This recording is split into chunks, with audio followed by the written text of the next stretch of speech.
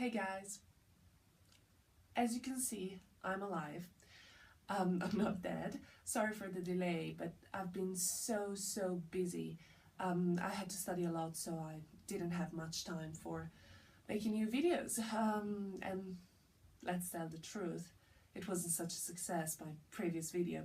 But thank you to the 5 wonderful people who liked my previous video. I really appreciate that.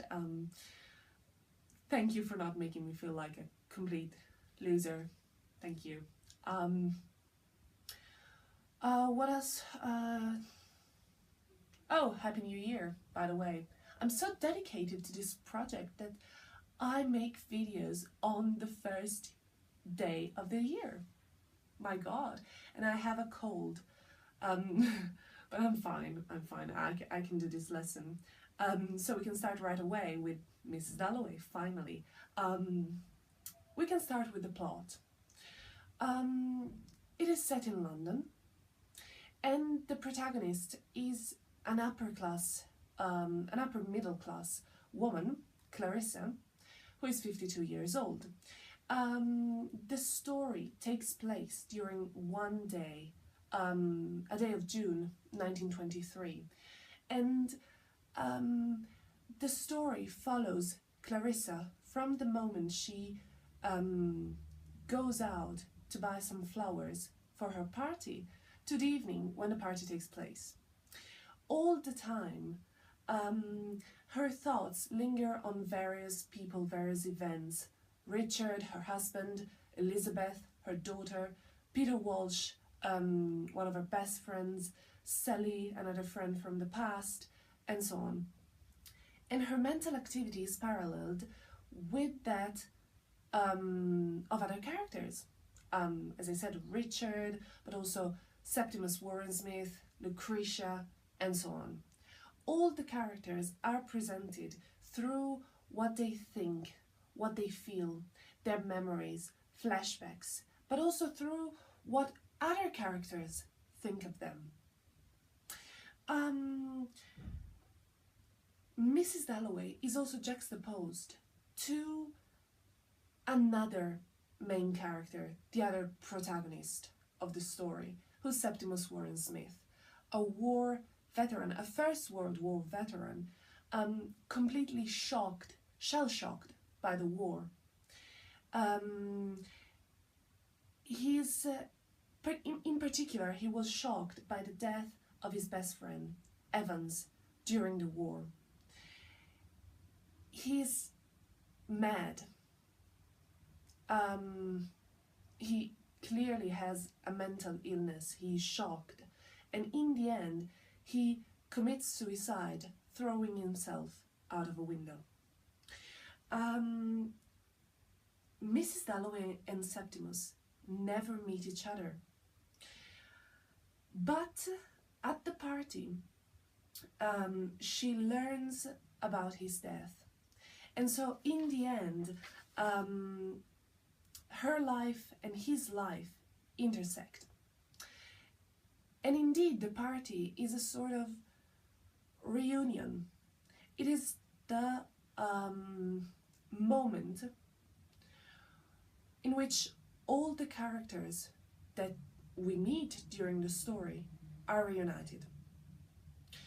Let's talk about the 2 protagonists, and let's start with Clarissa. Clarissa is an upper middle class woman.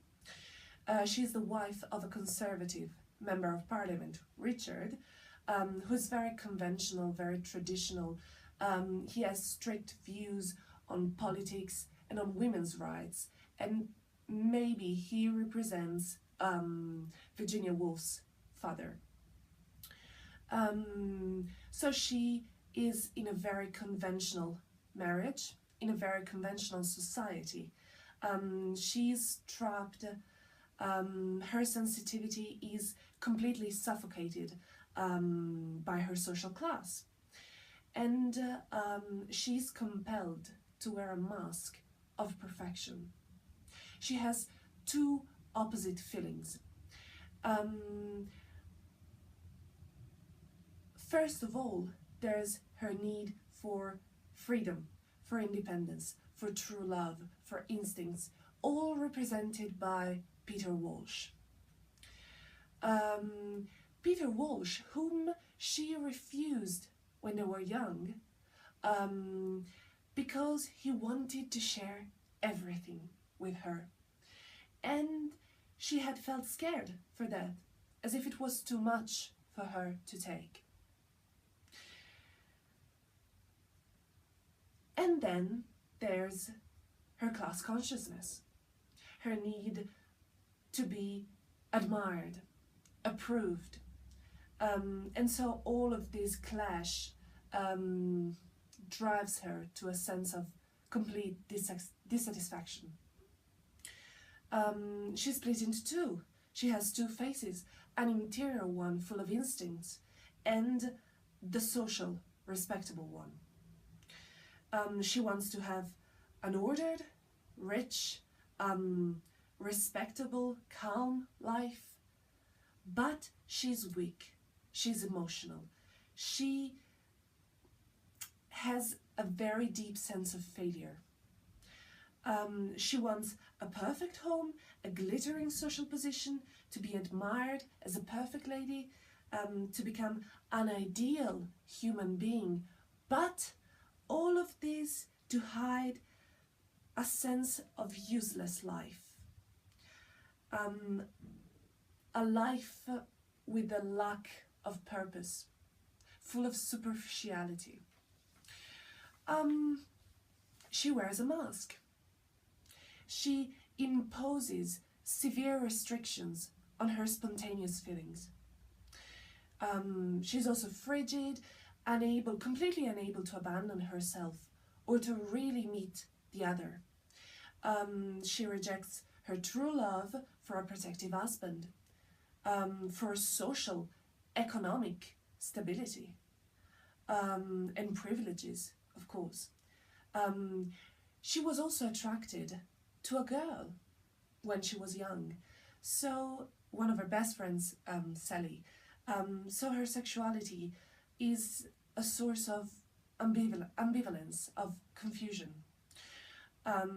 She also lives in a sort of spiritual isolation. She's in strict contact with a lot of people. She has a very active social life, but everything is false. Everything is insincere.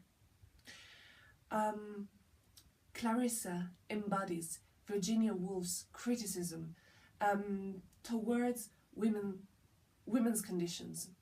Women seen as something decorative, as something entertaining. She has a hollow, superficial, vain, banal life and thoughts. She's only concerned with parties. Let's see Septimus Warren-Smith. Septimus Warren-Smith is a war veteran. He's a First World War veteran, completely shocked by the death of his best friend. He's very sensitive. He's often prey to panic, fear, feelings of guilt. He's completely unable to feel after his friend's death. He's haunted by Evan's ghost.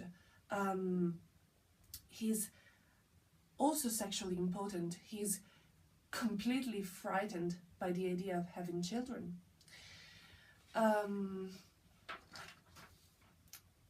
There's a deep connection between Clarissa and Septimus. They are very, very similar.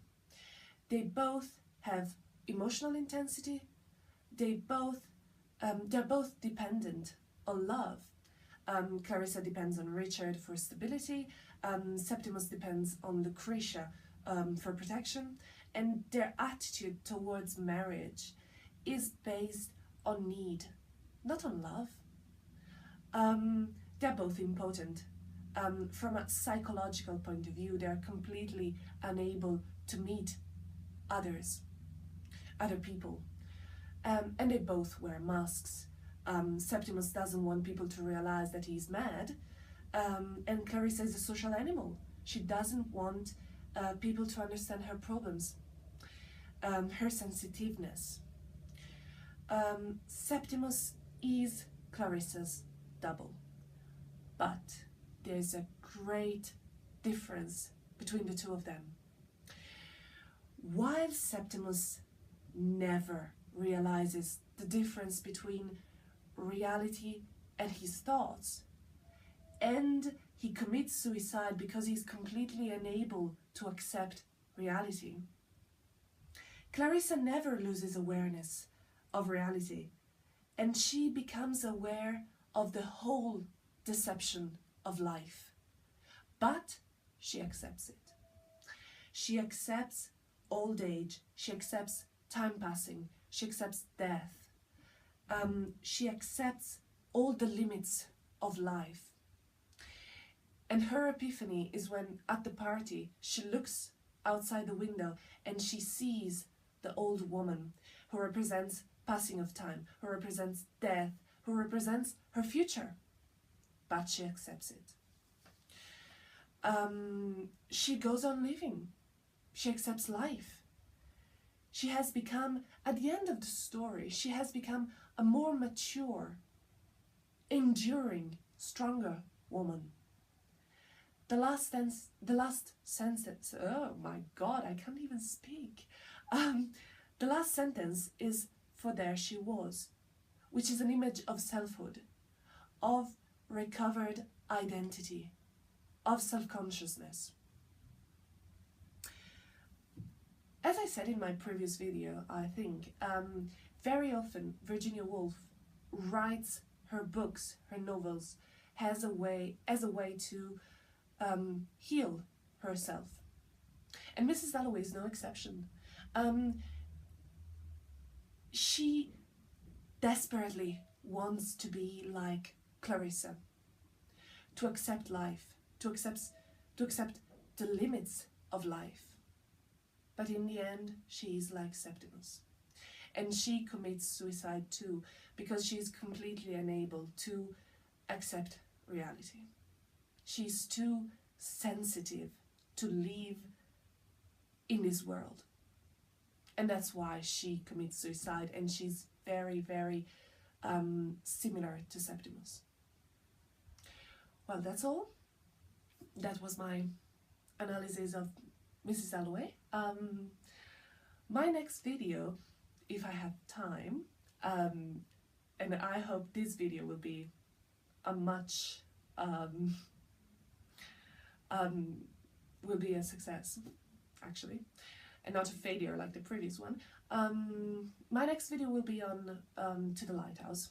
So if you're interested, let me know what you think about this video, and I don't know, subscribe to my channel. That's all. Bye.